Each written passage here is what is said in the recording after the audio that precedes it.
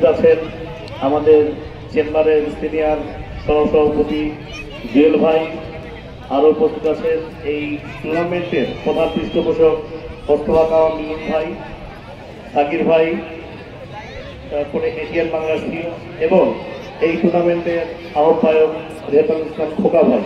সবাইকে আসসালামু আলাইকুম এবং দুই দলের খেলোয়াড় এবং অতিথিবৃন্দ সবাইকে আসসালামু আলাইকুম।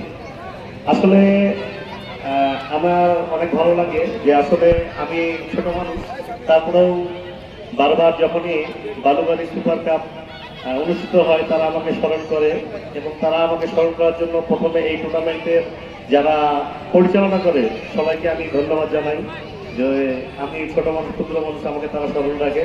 তো আসলে আমার ভালো লাগে, খেলাধুলা ভালো লাগে। আর এই মহারাজা মাঠে যতগুলো টুর্নামেন্ট হয় দেখি খুব সুন্দরভাবে মানে খেলাধুলা হয় এবং দর্শক অনেক হয়। তো আসলে আমি ধন্যবাদ জানাই খোকা ভাই, মিলন ভাই এবং যারা এই টুর্নামেন্টকে সফলভাবে পরিচালনা করেন তাদেরকে অনেক ধন্যবাদ জানাই যে আপনারা এত সুন্দর টুর্নামেন্ট করেন।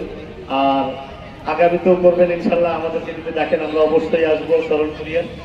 আর বিশেষ কিছু বলবো না, যে আসলে মহারাজা মাঠ সবসময় খেলাধুলায় ভরপুর থাকুক আমি এই কামনা করি।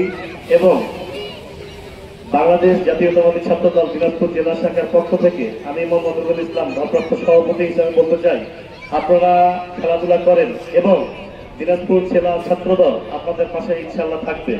আপনারা খেলার জন্য যে কোনো প্রয়োজন হলে, যে কোনো সমস্যা হলে আমাদেরকে ডাকবেন, অবশ্যই আমরা ইনশাল্লাহ আপনাদের পাশে থাকবো। আসসালামু আলাইকুম।